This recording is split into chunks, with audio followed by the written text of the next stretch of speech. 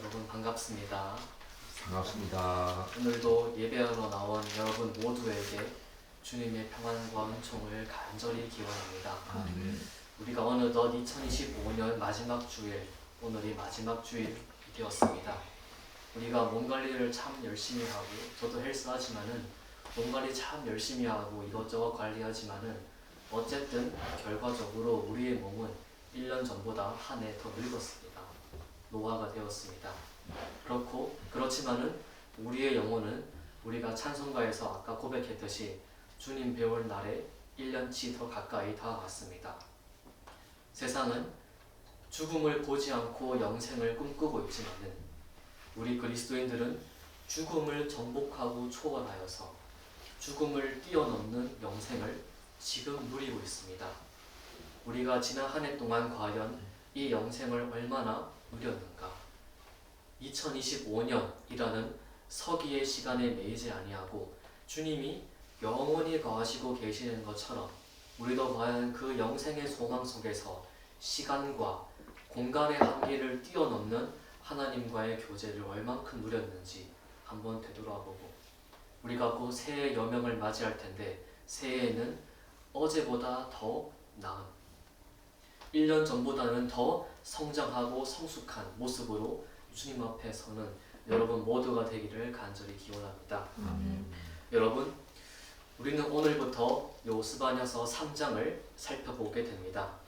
지난 시간까지 우리는 총 11번에 걸쳐서 1장에 나오는 이스라엘의 심판, 그리고 2장 1, 2, 3절에 나왔던 회복과 회개로의 초대, 그리고 그 뒤에부터 이어지는 이스라엘을 둘러싼 열방들, 곧 이 세상에 오고 가는 수많은 나라와 민족을 대표하고 표상하는 존재들로서의 이방 나라들에 대한 심판 선언을 우리가 보았습니다.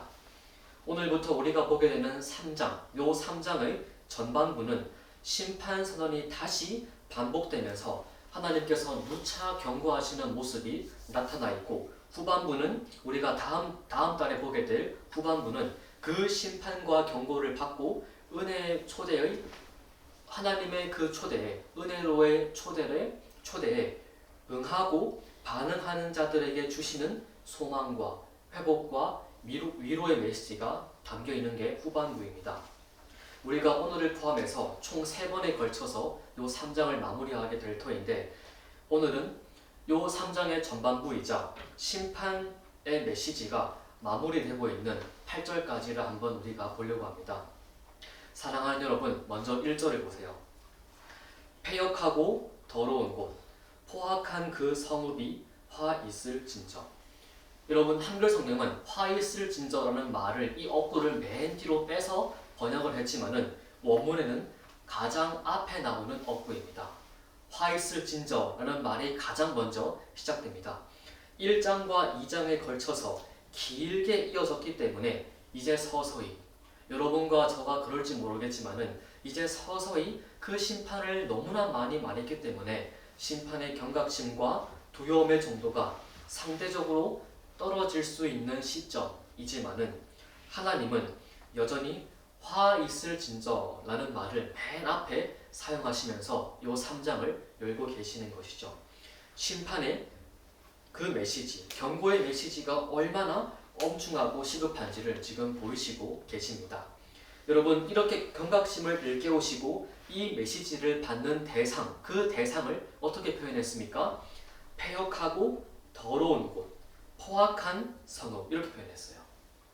그 성읍의 이름이 명시적으로 드러나지는 않지만은 뒤에 나오는 내용들, 여러분 4절에 보면은 그의 제사장들, 성소, 그리고 율법이라는 단어가 등장한 것을 우리가 감안할 때 이 말씀의 수신자가 예루살렘과 이스라엘 백성들이라는 것을 우리는 추측해 볼 수 있고, 이러한 이스라엘의 타락을 주님은 3가지의 모습으로 구분해서 말씀하고 계십니다. 여러분, 가장 먼저 패역하고 라고 말씀하고 있는데, 이 패역이라는 단어가 주로 개인과 공동체를 불문하고 어떤 사람, 각 개인이 하나님과의 관계, 곧 의가 단절되었거나 왜곡되었을 때 요 패역하다라는 단어를 구약에서 많이 사용합니다. 두 번째로 나오는 더러움. 이 더러움은 주로 각 개인에게, 여러분 각 개인에게 좀 더 구체적으로 들어가서 신앙의 타락과 오염, 곧 하나님이 그토록 싫어하시는 죄로 말미암아 정결하지 못하고 거룩하지 못하여 부정한 상태가 지속될 때, 구약이 말하는 그 부정의 상태가 지속될 때 사용되는 단어가 여 더러움이라는 단어입니다. 그리고 마지막으로 포악하다라고 할 때 이 단어는 주로 공동체의 신앙과 공동체의 기준, 그 신앙의 윤리가 완전히 무너져서 사람과 사람 사이의 모든 관계와 정의가 어그러지고 깨진 상태를 말할 때 요 포악하다라는 단어를 주로 사용합니다.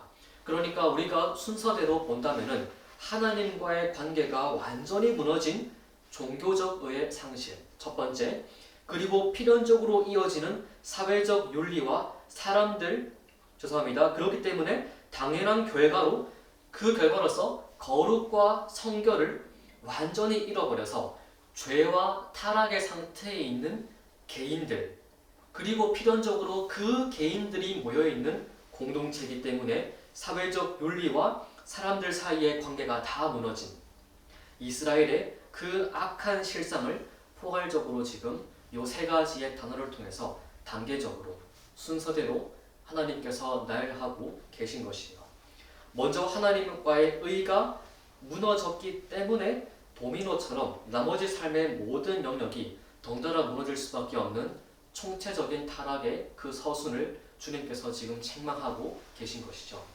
사랑하는 여러분, 이 스바냐서가 긴 본문이 아님에도 우리가 지난 11번에 걸쳐서, 지난 1년 동안 11번에 걸쳐서 1장과 2장의 하나님의 심판 메시지를 많이 다루었기 때문에 주님이 이제는 그 심판의 메시지를 좀 그만두시고, 그렇게 길게 하셨으면 충분하지 않나, 좀 이제 심판 메시지는 잠시 그만두시고 회복과 소망의 메시지를 빨리 주셨으면 좋겠다, 이렇게 생각하시는 분들이 계실지 모르겠어요. 우리에게 심판의 메시지가 주어질 때 마음과 귀를 열어서 우리가 당연히 그것을 받아야 하지만은 우리 마음의 한 구석에는 또 회복과 은혜의 메시지를 갈망하는 그 갈망하는 마음도 강하기 때문에 이제 3장을 딱 여시고부터는 그렇게 하셔도 되지 않을까, 이제는 조금 다른 메시지를 주셔도 되지 않을까라고 우리가 의뢰 생각하게 되는 것이죠. 그렇지만 여러분, 주님은 3장을 여시면서까지 심판의 메시지를 포기하지 않으시고 우리에게 이어가시는 모습, 우리가 방금 읽어서 보고 있습니다.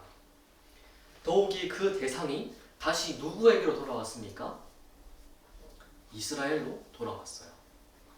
우리가 1장에서 벌써 이스라엘을 향한 주님의 심판이 길게 이어진 것을 다 보았는데, 심판의 메시지가 마무리되는 그 시선은, 주님의 시선은 다시 이스라엘로 향하고 있는, 어떻게 본다면은 우리가 한 번쯤 들어보았을 수미상관의 구조를 지금 이 스바냐서가 독특하게도 담아내고 있어요.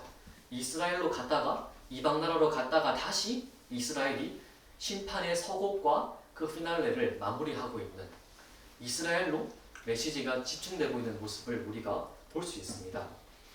특별히 바로 앞선 2장에서는 이방 나라에 대한 강력하고도 완전한 파멸과 멸망을 선포하셨고, 그렇기 때문에 또 더불어서 특별히 모압과 암몬으로 상징되는 언약 백성 이스라엘을 직접적으로 대적하고 핍박하고 박해하는 그 대적에 관한 하나님의 보응과 형벌과 심판의 메시지가 이미 주어졌기 때문에 상대적으로 이 심판이라는 주제를 대할 때 경각심이 무뎌져서 쉽게 생각하거나 안이해질 수 있는 우리의 그 심정을 주님이 아셨는지, 그 이스라엘을 향해서, 여러분과 저를 향해서 다시 그 심판의 대상과 메시지를 복귀하시면서 심판에 관해서는, 적어도 심판에 관해서는 우리 또한 이방인인 그들과 전혀 다를 바 없고, 우리도 그들처럼 돌이키지 않는 한 동일한 멸망과 형벌을 받을 것을 경고하시면서 그 심판의 두려움과 경종을 다시 울리시고 계신 것이죠. 사랑하는 여러분, 만물을 물샐 틈 없이 섭리하시고 다스리시는 하나님이시지만은 주님의 가장 1차적인 관심과 사랑, 애정의 방향은 항상 이스라엘, 그리고 영적 이스라엘인 우리 이방인인 교회입니다. 교회. 이스라엘로 시작해서 이스라엘로 마치는 이 심판의 메시지는 얼핏 보기에 주님의 이스라엘을 향한 분노가 하늘을 찌르고 굉장히 크다는 것을 나타내면서도 반대로 말한다면 역설적으로 그만큼 그 이스라엘과 언약 공동체를 돌보시고 사랑하시고 관심을 가지고 계신다는 것이고, 그렇기 때문에 속히 돌이킬 것을 촉구하시면서 그 돌이킴과 회개에 우리의 소망과 회복이 달려있음을 지금 누차 강조하고 계신 것이에요. 여러분이 주의 말씀을 받을 때 이 말씀은 나보다는 다른 누군가가 받는 게 훨씬 더 맞을 것 같다. 이 말씀은 나보다는 저 사람이 받는 게 낫지 않을까. 저 사람 보니까 저 말씀 꼭 필요할 것 같아. 이런 생각을 하고 여러분이 말씀을 받는다라고 하면은 여러분은 지금 기독교 신앙이 뭔지를 모르는 거예요. 지금. 우리는 본성적으로 죄의 습성 때문에 본성적으로 주의 말씀을 받을 때 자기 중심성을 버리지 못하고 회피, 핑계, 피하기에 급급해요. 여러분, 인류 최초의 타락을 다루는 창세기 3장에서 하와와 아담이 선악을 알게 하는 열매를 먹자 그 부부가 한 일이 뭐였습니까? 여호와 하나님의 낯을 피하여 숨어버렸다. 이렇게 말했어요. 숨어버렸다. 뭡니까? 회피입니다. 회피. 더 나아가서 금지된 나무의 열매를 먹었느냐? 라는 주님의 질문에 아담이 답하기를 하나님이 주신 아내 하와를 가리켜서 내가 그 열매를 먹긴 먹었지만은 그 하와를 가리켜서 내 뼈 중에 뼈요 살 중에 살이라고 했던 그 하와를 가리켜서 아담이 뭐라고 부릅니까? 그 여자. 그 여자라고 선을 긋듯이 딱 부르면서 그 여자가 줘서 먹었습니다. 이렇게 진술했어요. 자신의 죄의 책임을 자기 자신에게서 찾는 것이 아니라 하와에게서, 심지어 그녀를 하나님이 주셨지 않습니까? 라고 하나님께 대들면서 주님에게 최종적인 죄의 책임을 돌리고 있습니다. 뭡니까? 적반하장입니다. 핑계와 변명입니다. 여러분, 우리 구주 예수님이 십자가를 지시기 직전 최후의 만찬을 하시는 그 캄캄한 밤에 만찬을 하시면서 너희 중에 나를 배반할 자가 있다. 이렇게 말씀하셨을 때 제자들의 반응은 일관되게 그들이 몹시 근심하여 각각 여짜오되 주여 나는 아니지요. 이렇게 반문했어요. 여러분, 이미 배반의 마음을 품은 가룟 유다도 호칭만 주여라고 하지 않고 랍비여라고 바꾸어서 똑같이 랍비여 나는 아니지요. 이렇게 똑같이 반문했어요. 여러분, 그게 과연 맞는 대답일까요? 제가 성경을 처음 읽을 때는 그냥 쓱 지나갔던 본문이었는데 이렇게 신앙이 조금씩 자라고 말씀을 보는 눈이 약간씩 열리니까 그 본문이 얼마나 어색하게 보이는지 모르겠어요. 제자들이 예수님께 해야 했던 대답은 주여 나는 아니지요. 회피, 자기 변명, 자기 신뢰 이런 것이 아니라 주여 나는 약하오니 그러지 않도록 나를 주님께서 붙잡아 주시옵소서.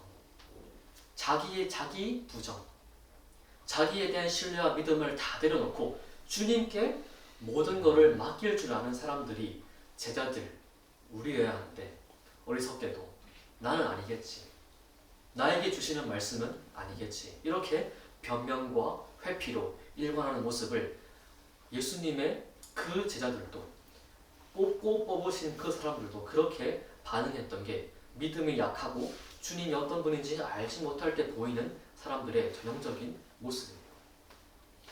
사랑하는 여러분, 기독교의 핵심은 각 사람의 심령 속에 위로부터 주어지는 은혜, 그 은혜와 먼저 찾아오셔서 아담에게 먼저 찾아가신 그 여호와처럼 먼저 찾아오셔서 우리 각 사람에게 말씀하시는 하나님의 말씀이 기독교의 본질이고 핵심입니다. 각 사람이 바로 이 여러분이 주의 말씀을 받을 때 그 말씀을 콕 집어서 지금 콕 집어서 나에게만 말씀하시고 있구나, 나에게 하시는 말씀이구나 라고 하는 그 심정과 절박함과 긴장감을 가지고 주의 말씀을 받아야 하고, 바로 이 생명의 반응과 인격적인 순종에 여러분이 누려야 하는 영생에 대한 소망과 생명이 숨어 있는 것이에요. 주의 말씀은 뭉뚱거리는 도매금으로 해서 모호한 다수에게 선포하시는 말씀이 아니라 여러분의 각 사람의 인격의 모든 것을 아시고 친히 이름을 불러 찾아오시는 주님의 음성과 그에 반응하는 성도의 변화에 영생이 지금 달려있는 것이에요. 세상은 끝없이 회피와 비교로 자신을 숨기기에 포장하기에 급급하지만은 남에게 시선을 돌리기 전에 내가 먼저 올바로 세워지는 것을 주님은 간절히 바라시는 것이고, 여러분과 저에게 주시는 매일의 말씀과 음성에 여러분이 그렇게 반응해야 하는 것이에요. 주님의 가장 큰 관심의 대상과 사랑의 방향은 항상 여러분과 저라는 것을 잊지 말아야 합니다. 여러분, 두 번째로, 이렇게 주님이 이스라엘을 먼저 사랑하시고 포기하지 않으심에도 그 사랑을 전혀 알지 못하는 이스라엘의 그 실상을 패역과 더러움과 포악이라고 책망하시면서 그 이스라엘의 이 타락의 원인과 그 뒤로 이어지는 결과를 적나라하게 말씀하시는데, 그 이유를 뭐라고 말씀하시고 있습니까? 여러분 2절 한번 다 같이 읽어볼까요? 그가 명령을 듣지 아니하며 교훈을 받지 아니하며 여호와를 의뢰하지 아니하며 자기 하나님에게 가까이 나아가지 아니하였다. 타락할 수밖에 없는 이유와 그 진행 과정을 단계와 순서대로 나열하고 계십니다. 특별히 한글 성경도 그렇고 영어 성경도 잘 번역했지만은 원문에도 아니하며 라는 부정어가 각 동사마다 붙어서 해야 할 것을 하지 않았음을 강하게 책망하시고 꾸짖기 위해 4번이나 그 동사 각각의 모든 단어의 원문에도 로라는 그 부정어가 붙어서 나오고 있어요. 가장 먼저 타락의 가장 핵심적인 이유와 그 시작을 그가 명령을 듣지 않는 것, 곧 무시라고 말씀하세요. 무시. 여기에 명령이라는 단어가 히브리어로 원어상 목소리라는 뜻인데, 날마다 말씀으로 우리를 찾아오시고 특별히 죄를 범한 아담과 하와에게도 먼저 목소리로, 말씀으로 그들을 찾으신 주님의 모습처럼 생명과 바른 길로 인도하기 위해 가장 먼저 필요한 주의 목소리, 그 목소리, 그 부름 자체를 무시한 것이 타락의 시작이다 지금 출발하고 계신 것이에요. 여러분, 그 뒤에 두 번째 단계를 교훈을 받지 않는 것, 뭡니까? 거부입니다. 거부. 무시와 거부. 수동적이고 적극적으로 이제 나아갑니다. 거부합니다. 말씀을 아예 듣지 않는 이들은 말할 것도 없고 설령 그 말씀을 들었다, 듣기는 들었다, 목소리를 들었다 라고 하더라도 단순히 들을 뿐 교훈 받음을 거절한 것이에요. 말씀은 말씀으로 끝나는 것이 아니라 항상 교훈이 있게 마련인데, 듣긴 들었는데 교훈을 받지 않고 있어요. 여기에 교훈이라는 단어가 언어상 훈계, 책망, 교정이라는 뜻을 가지고 있기 때문에 단순히 윤리적이거나 도덕의 가르침, 깨달음, 이런 마음의 위로와 평안을 주는 것이 아니라 죄로 완전히 뒤틀리고 어긋난 본성을 지닌 채 태어나는 우리이기 때문에 주님이 진리와 생명의 길로 인도하시기 위해서 꾸짖음과 책망과 바르게 함과 훈육을 우리에게 하시는 것이고 교정을 하시는 것이고, 오직 주의 목소리, 곧 주의 말씀만으로 이것이 가능한 이 일인데, 이 교훈 받음을 거절하기 때문에 죄를 다스리지 못하고 옳은 길을, 의의 길을 상실하게 되는 것이죠. 그 뒤에 세 번째 단계가 어떻게 나옵니까? 여호와를 의뢰하지 아니하는 것, 곧 완악입니다. 완악. 여기에서 의뢰라는 단어가 언어상 확신, 자신감 이런 뜻이에요. 확신, 자신감. 주님의 음성과 훈계를 거절하는 데 그치는 수동적인 태도를 이제는 아예 뛰어넘어서 능동적으로 주님이 어떤 분인지를 제대로 알지 못하기 때문에 하나님을 그저 여러 신 중에 한 신으로 뭉뚱거리거나 비하하는, 믿지 못할 존재로 상정하고 이제는 자신을 믿습니다. 자신의 존재에 대한 확신과 자신감으로 나아가고 있는 것이요. 그래서 마지막 단계를 자기 하나님에게 가까이 나아가지 아니하는 것, 곧 교만입니다. 교만. 자기에 대한 확신과 신뢰가 굳어지니까 오히려 이제는 능동적으로 자신만의 잣대와 기준으로 자신의 삶을 옳은 길 위에 세울 수 있고 자신만의 삶을 영위해 나갈 수 있다라고 하는 그 교만, 착각, 어리석음으로까지 나아가게 되는 것이죠. 여러분, 이렇게 말씀을 고지 듣지 않고 적극적으로 능동적으로 제 길을 감으로 패역과 더러움으로 이스라엘이 빠지게 되니까 이제는 신앙을 넘어 전방위적인 영역에서 포악이 드러나고 있어요. 여러분, 어떻게 말하고 있습니까? 3절에 보면 그 가운데 방백들은 부르짖는 사자요, 그의 재판장들은 이튿날까지 남겨두는 것이 없는 저녁 일이요. 하나님과의 의와 진리가 무너지니까, 즉 하나님을 사랑하지 않으니까 어떻게 말합니까? 자연스럽게 정의와 공의, 곧 이웃 사랑의 기둥이 무너질 수밖에 없다라는 것을 지금 뒤에 결과적으로 말하고 있는 것이에요. 여러분, 우리가 앞선 1장 8절에서도 요 방백들이라는 단어가 나와 있었는데 오늘 본문은 그 방백들을 가리켜서 부르짖는 사자, 라이언, 사자 이렇게 말했어요. 사자. 백수의 왕으로 가장 포악하기 이를 데 없는 동물의 표상인 사자가 배를 골라서 굶주린 상태에서 먹이를 딱 봤을 때, 그 사자가 먹이를 딱 봤을 때 앞뒤를 재지 않고 직진 달려가서 그 먹이를 완전히 먹어치우고 뼈까지 개걸스럽게 처분해버리는 그 사자의 포악한 모습을 지금 이스라엘의 방백들의 모습이다라고 말하고 있어요. 목자로 세워진 통치자들이 그 양떼를 돌보지 않고 가혹하게 착취하고 학대하는 모습을 담아내고 있는 것이죠. 그 뒤에 이런 상황이기 때문에 더욱더 이런 상황이기 때문에 빛으로서 하나님의 정의와 공의를 드러내야 했던 올바른 판단과 판결로 주님의 공의와 정의를 드러내야 했던 재판장들, 그 재판장들도 하등 쓸모없는, 하등 다를 바 없는 존재로 전락했음을 보여줍니다. 여러분, 어떻게 말합니까? 이튿날. 여러분, 이튿날이라는 말이 히브리어로 아침입니다. 아침. 아침까지 남겨두는 것이 없다. 지혜와 분별이 없으니까, 재판장들이 지혜와 분별함이 없으니까 그 이스라엘을 올바르게 세우지 못하고 있다. 이렇게 말씀하시는 것이에요.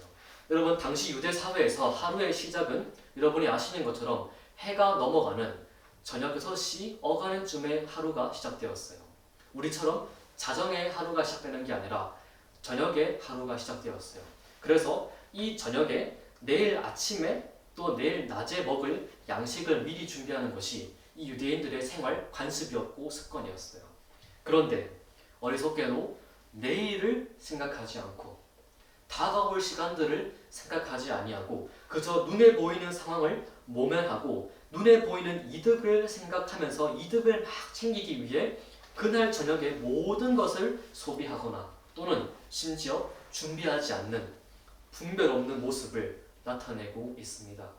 특별히 여러분, 이 재판장들은 시편 82편에 보면 그 권위와 위치를 나타낼 때 히브리어로 재판장을 하나님을 가리키는 엘로힘이라고 표현했어요. 사람 재판장들을 가리켜서 시편에서 엘로힘, 하나님과 동일한 단어로서 그 재판장이란 존재들을 표현했어요.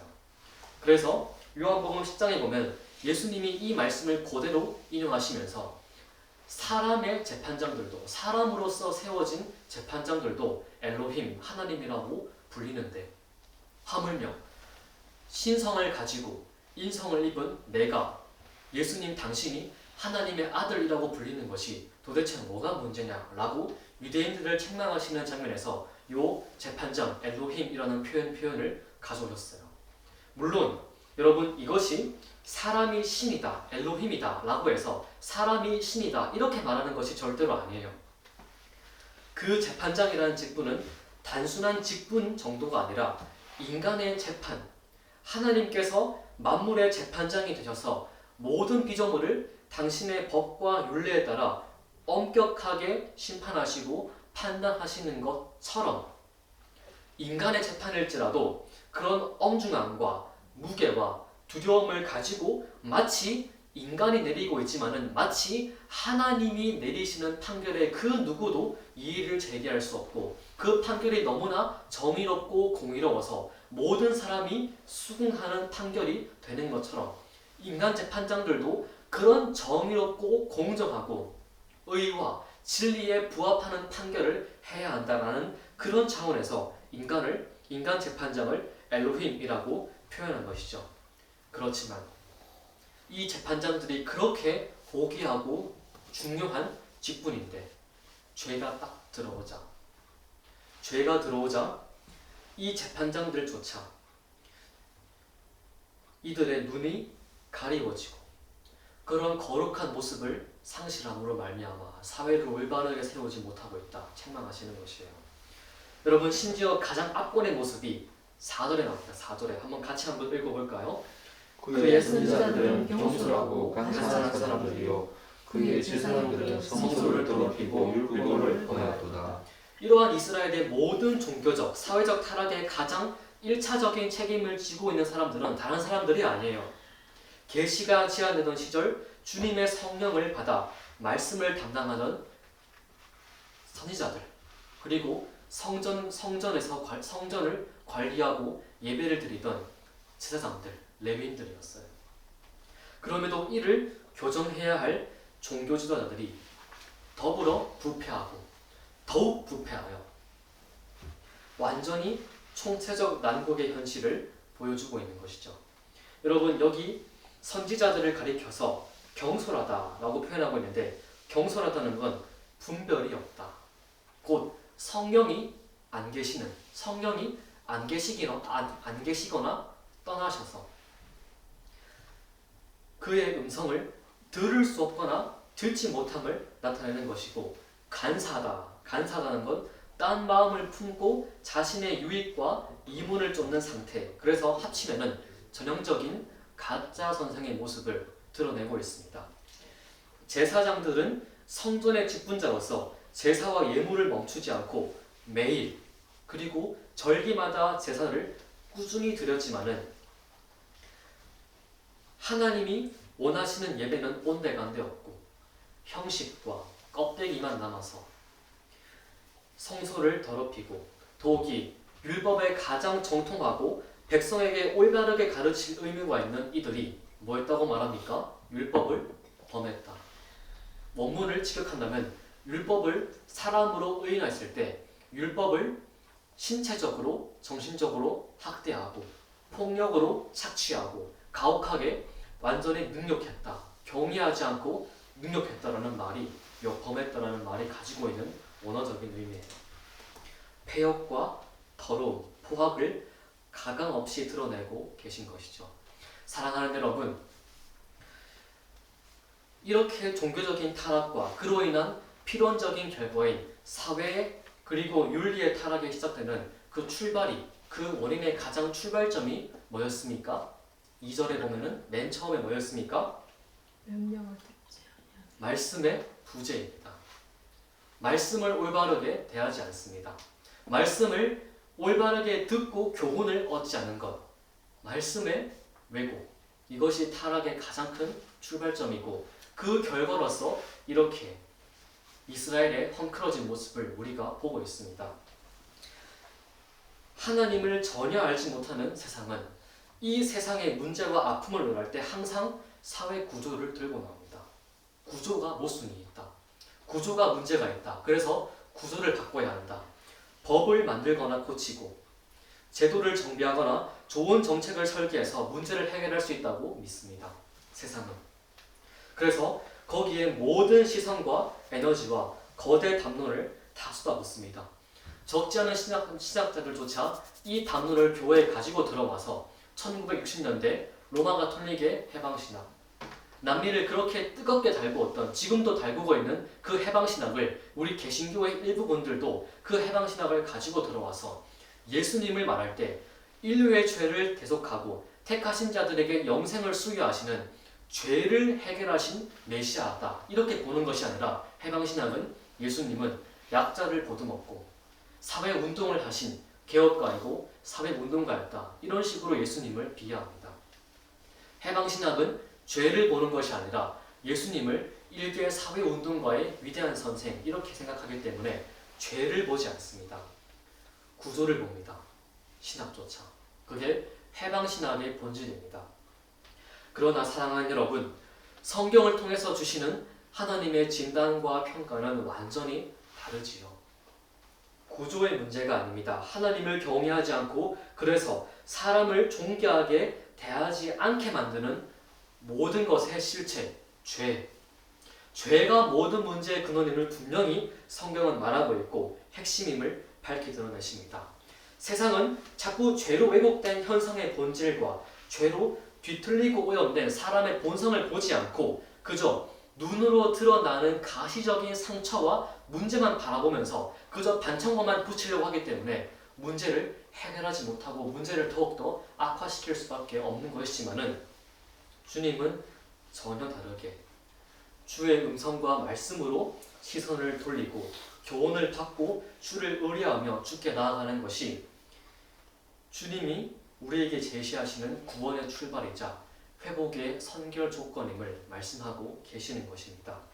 사랑하는 여러분, 저는 여러분이 고요한 시간에 또 매일의 삶 속에서 시간을 구별해서 말씀을 읽거나 큐티를 하는 시간이 피상적이거나 형식에 그치지 않기를 간절히 고민합니다.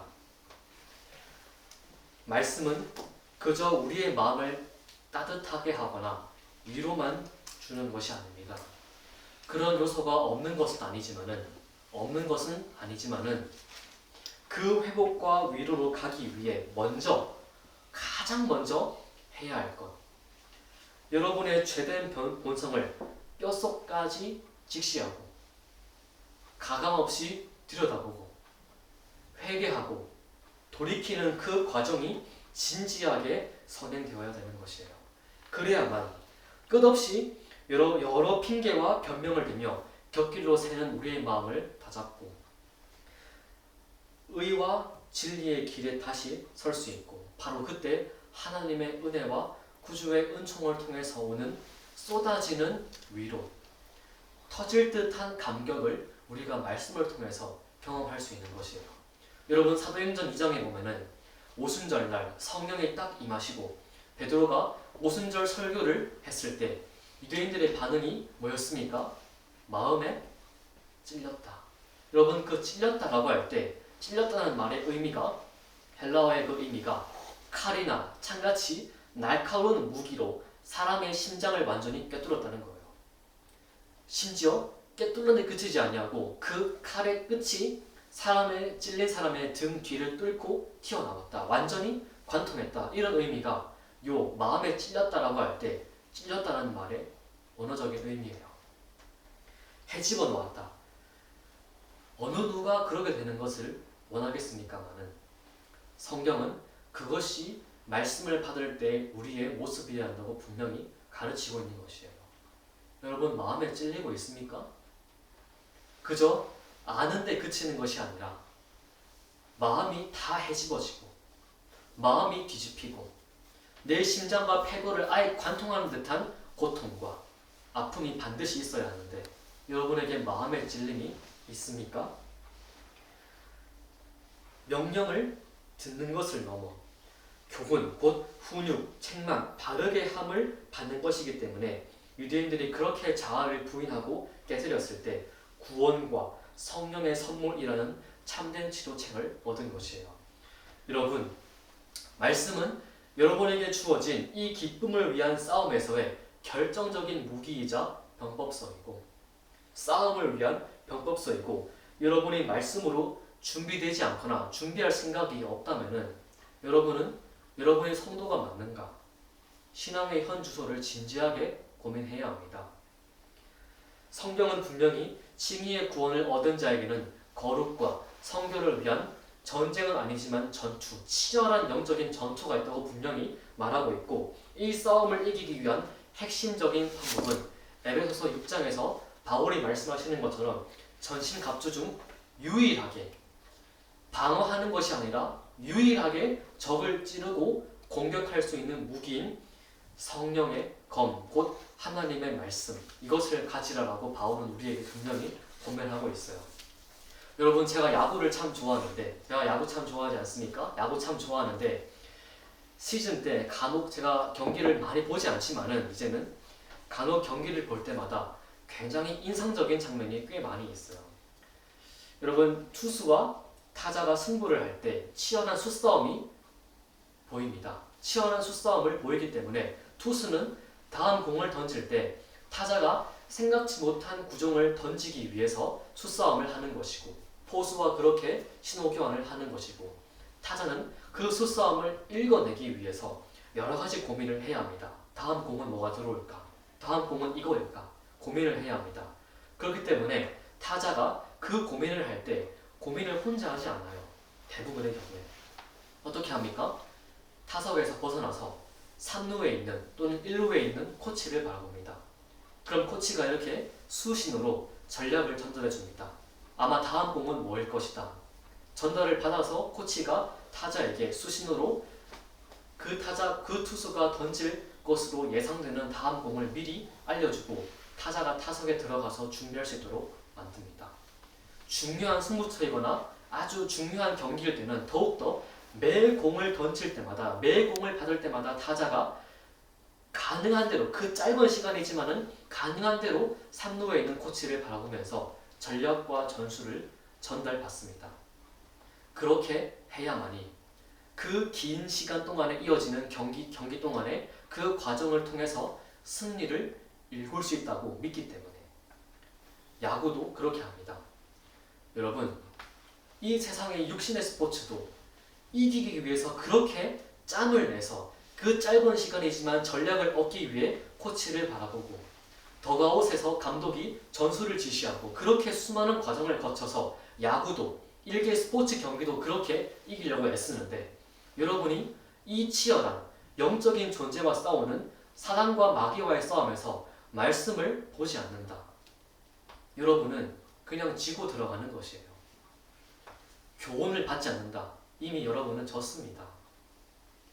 듣는 것이 중요한 것이 아니라 들음을 넘어서는 교훈, 그 교훈 속에서 승리를 위한 비책, 권능, 힘이 있는 것이에요. 여러분이 말씀을 가까이 하지 않는데 주님의 자녀이기 때문에, 성도이기 때문에 나는 당연히 다 이긴다, 나는 거룩해질 수 있다, 이렇게 믿는다면 여러분은 가짜입니다. 진짜 성도는 그렇게 반응할 수 없습니다.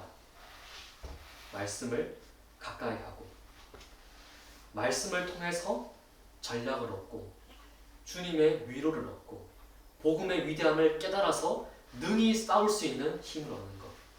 주님이 어떤 분이신지를 알고 나도 그분의 싸움에 동참하면서 그렇게 거룩으로 빚어지는 것.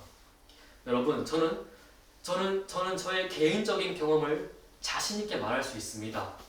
자신 있습니다.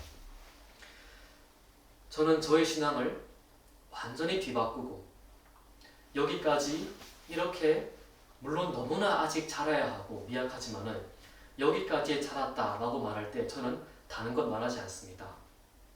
고2 때부터 시작된 하루 30분 말씀 읽기, 길을 걷거나 운동하면서, 제가 걷는 걸 좋아하기 때문에 산책을 많이 하는데 그렇게 걷거나 할 때 기도도 많이 드리지만은 저는 주로 귀에 이어폰을 꽂고 설교 듣습니다. 그 설교가 저를 살렸습니다. 고1 때부터 지금까지 약 8년의 시간, 8년, 9년의 시간이지만은 10년도 되지 않는 이 기간 동안에 말씀을 가까이 하고 주의 말씀을 들을 때 저의 심령이 너무나 많이 바뀌는 모습 제가 당당하게 여러분에게 간증합니다. 바뀝니다. 이 성경은 그저 텍스트로 된 책이 아닙니다. 텍스트를 뛰어넘는 주의 권능과 능력이 이 말씀에 숨어 있습니다. 여러분이 그것을 드러내야 하는 것이고 이 텍스트를 넘어서 역사하시는 주님의 성령의 권능에 여러분이 충만해져야 하고 임재를 경험해야 여러분이 이 싸움에서 이길 수 있습니다. 세상은 핵을 가장 두려워하지만은 핵폭탄을 가장 두려워하지만은 마귀는 성경과 성경을 읽고 성경대로 사는 사람을 가장 두려워합니다. 왜? 이 성경이 그렇게 강력한 무기이자 하나님의 권능이기 때문에 이 말씀을 여러분이 가까이 해야만이 이스라엘의 이 모든 타락을 이기고 우리가 나아가야 할 길에 설 수 있다는 것을 기억해야 합니다. 여러분 마지막으로 하나만 더 짧게 보려고 합니다. 이렇게 하나님은 이스라엘을 경고하시면서 동시에 그들에게 최후 통첩하십니다. 여러분 5절에 보면은 그 가운데에 계시는 여호와는 의로우사 불의를 행하지 아니하시고 아침마다 빠짐없이 자기의 공의를 비추시거늘 불의한 자는 수치를 알지 못하는구나. 여러분 이렇게 타락하고 죄와 짝하는 이스라엘임에도 불구하고 죄와 전혀 어울리지 않으시고 오히려 죄를 싫어하시고 죄를 결코 눈 감지 않으시고 반드시 보응하시는 그 하나님이 친히 죄인들 중에 그 가운데에 계신다 이렇게 말씀하고 있어요. 그 가운데에 계시는 하나님 여호와 이렇게 말하고 있어요. 우리가 얼마 전에 성탄절을 기념했는데 우리 예수님도 하늘의 모든 영광을 입으시고 무소부재하신 전능하신 하나님이시지만은 성육신을 위해서 제약과 한계가 가득한 육신을 입고 이 땅에 그 가운데에 오셨습니다. 왜? 그것이 우리의 유일한 속죄의 길이었기 때문에 하나님 역시 마찬가지로 여호와 하나님 역시 마찬가지로 죄가 이토록 관영하고 더러움이 극치를 보이고 있는 이 세상을 이스라엘을 버릴 법도 하신데 이 정도면은 버릴 법도 하신데 전혀 그러지 않으시고 오히려 기꺼이 그 가운데에 계시면서 그들을 떠나지 않으시는 하나님께서 스스로 당신이 스스로 고통과 고난을 짊어지시고 우리 가운데 그 가운데에 계시고 있다 이렇게 말하고 있어요. 그러면서 뒤에 주님은 아침마다 빠짐없이 자기의 공의를 비추시거늘 불의한 자는 수치를 알지 못한다 이렇게 말씀하세요. 여러분 3절에 등장하는 이스라엘의 재판장들은 아침까지 이튿날 아침까지 남겨두는 것이 없는 저녁 일이었지만 주님은 정반대로 여기 이튿날 재판장들에게 이튿날이라는 단어와 여기 아침이라는 단어가 똑같은 단어예요. 주님은 저녁과 아침을 가리지 않고 빠짐없이 영원히 빠짐없이 공의와 사랑을 비추시고 일하고 계신 것이죠. 그럼에도 불의한 이스라엘은 죄로 마음이 완악해지고 영안이 닫혀서 하나님의 공의의 빛은 물론이고 회개의 시작인 수치를 알지 못한다. 부끄러움을 모른다. 이렇게 말하고 있습니다. 주님이 그렇게 아침마다 빠짐없이 당신의 공의를 비추신다라고 할 때 어떤 모습으로 일하신다고 말합니까? 여러분 6절에 내가 여러 나라를 끊어버렸으므로 그들의 망대가 파괴되었고 내가 그들의 거리를 비게 하여 지나는 자가 없게 하였으므로 그들의 모든 성읍이 황폐하며 사람이 없으며 거주할 자가 없게 되었느니라. 무엇을 말하고 있습니까? 만물, 특별히 이방 나라에 대한 심판으로서의 계시입니다. 이스라엘에게 반면 교사로 삼고 죄에 대한 형벌과 심판이 이토록 무시무시하다는 것을 주님은 가나안 정복 때 가장 잘 드러내셨고 완전히 직면했기 때문에 가나안 정복 때 하나님을 모르고 죄와 짝하는 사람들의 결말이 어떠한지를 가나안 정복 때 완전히 직면하심으로써 드러내셨고 특별히 동족이었던 이스라엘 사람들이었던 북왕국 이스라엘조차 그 에브라임조차 하나님이 요스바레서가 주어지기 약 100년 전에 아시리아를 도구 삼아 그 북왕국 이스라엘을 망하게 하셨어요. 점점 더 이스라엘의 옥죄어 오시는 것이고 돌이키지 않으면 너희도 똑같이 당할 것이다 라고 그 심판의 사슬과 심판의 포위망을 점점 더 예루살렘에게 조여오고 계신 것이에요. 그러면서 여러분 이 심판의 피날레를 최후 통첩으로 마무리하십니다. 여러분 7절 8절 다 같이 한번 읽어볼까요? 내가 이르기를 너는 오직 나를 경외하고 교훈을 받으라. 그리하면 내가 형벌을 내리기로 정하기는 했지만 너희 거주가 끊어지지 아니하리라 하였으나 그들이 부지런히 그들의 모든 행위를 더럽게 하였노라. 나 여호와가 말하노라. 그러므로 내가 일어나 벌할 날까지 너희는 나를 기다리라. 내가 뜻을 정하고 나의 분노와 모든 진노를 쏟으려고 여러 나라를 소집하며 왕국들을 모으리라. 온 땅이 나의 질투의 불에 소멸되리라. 그토록 회개의 기회를 주셨건만 부지런히, 여러분 원문으로 바꾼다면은 부지런히 아침에 일찍 일어나서, 잠이 그렇게 많은 이스라엘인데 우리 사람의 본성인데 죄를 지으려고 아침에 일찍 일어나서 부지런히 아침에 일찍 일어나서 하루의 시작을 죄로 열고 죄로 닫는 악한 그들에게 여러 나라와 왕국들이 때가 찰 때 주님의 질투의 불에 죄조차 남지 않고 소멸될 것처럼 너희도 우리도 똑같이 신약시대를 살아가는 우리에게 또 이스라엘에게 예수의 복음과 하나님의 의를 거절한 모든 언약 백성일지라도 그 언약 백성일지라도 최후의 심판날에 추상같은 공의의 심판으로 벌할 주님을 기다리라. 목을 닦고 기다리고 있으라. 회개하지 않을 거면 기다리고 있으라. 내가 벌할 날까지 기다려라. 내가 반드시 벌하겠다라고 최후 통첩을 날리시는 것이에요. 이 말씀이 주어지고 실제로 약 40년 뒤에 남왕국 이스라엘도 남왕국 유다도 속절없이 바벨론에게 무너지면서 주의 심판과 공의가 드러났습니다. 오늘 이 시대에는 어떻습니까?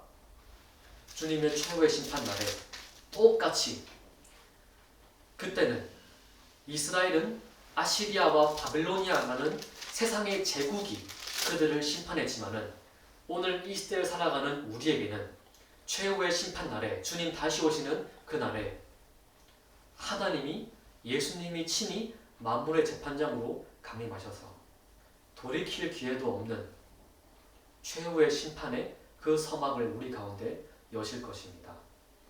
돌이키지 않는 자에게는 심판의 형벌을 기다리라 라고 하시는 것이고 우리에게는 나의 공의가 충만히 드러날 때까지 기다리라. 내가 너희를 건지리라. 이중적인 의미를 담고 있어요. 기다리라. 여러분은 어떤 기다림을 하고 있습니까? 사형수처럼 언제 죽을지 모르겠지만은 그저 때 되면 죽겠지 이렇게 형벌만 기다리고 있습니까? 아니면은 주님께서 우리를 이 죄 많은 세상 가운데서 건져내시고 이미 시작된 영생을 완성하실 그날을 기다리고 있습니까? 여러분 무엇을 기다리고 있습니까? 어떤 상태로 기다리고 있습니까? 사랑하는 여러분, 여러분은 어떻습니까? 우리가 지금까지 긴 시간, 오늘까지 12번에 걸쳐서 심판 메시지를 마무리합니다. 스바냐서의 절반 이상을 차지하는 심판 메시지. 여러분 어떻게 받았습니까? 수치를 모르는 시대 가운데 주의 심판의 메시지가 더욱더 우리에게 절절하게 다가옵니다. 수치를 모르는도다. 수치를 모르는 시대에. 여러분 제가 얼마 전에 성경 일독을 마무리하면서 요한계시록 후반부를 읽었는데 여러분 우리가 계시록을 봤지만은 심판의 강도가 더욱 세지고 완전한 멸망과 파멸을 예고하는 7 대적의 그 마지막 재앙을 다 겪어도 하나님을 비방하며 회개하지 않았다라는 구절이 무려 3번이나 등장해요. 완전한 파멸이 눈앞에 왔고 자기들이 다 경험하고 있는데 몸소 받고 있는데 여전히 하나님을 비방했다. 회개하지 않았다라는 말이 3번이나 등장하더라고요. 죄가 이렇게 사람을 몰아가는구나. 수치를 보지 못하게 해서 영원한 형벌과 심판을 기다리게 만드는구나. 사랑하는 여러분, 수치를 모르는 시대이지만은 수치를 아는 것이 복인 시대입니다. 여러분에게 있는 죄, 하나님이 죄를 깨닫게 하시고 여러분 스스로도 죄를 깨달을 때 수치를 안다는 것이 얼마나 부끄러운 일이 아니라 감사한 일인 줄을 알고 오늘 이스라엘에게 수치를 알라 라고 권면하시는 주님의 음성을 외면하지 않고 회개하여 돌이킴으로 영혼과 의의 참된 회복과 위로와 사죄의 은총을 누리시는 여러분 모두가 되기를 간절히 기도합니다. 아멘. 기도하겠습니다. 아버지 하나님, 우리가 지난 1년 동안 12번에 걸쳐서 하나님께서 이스라엘에게 우리에게 주시는 심판 메시지를 마무리했습니다. 이 심판 메시지를 마무리했는데 그저 메시지가 끝났다 라는 데 의의를 두지 않기를 소원합니다. 주님이 영원한 형벌과 심판을 기다리든가 아니면은 나의 나라가 완전히 이루어질 그날 영생의 소망이 비로소 온전히 실현되는 그날을 기다리라. 이 둘 중에 하나를 택하라고 우리에게 최후통첩하고 계십니다. 아버지여 바라옵기는 우리 모두가 의의 길에 서기를 간절히 소원합니다.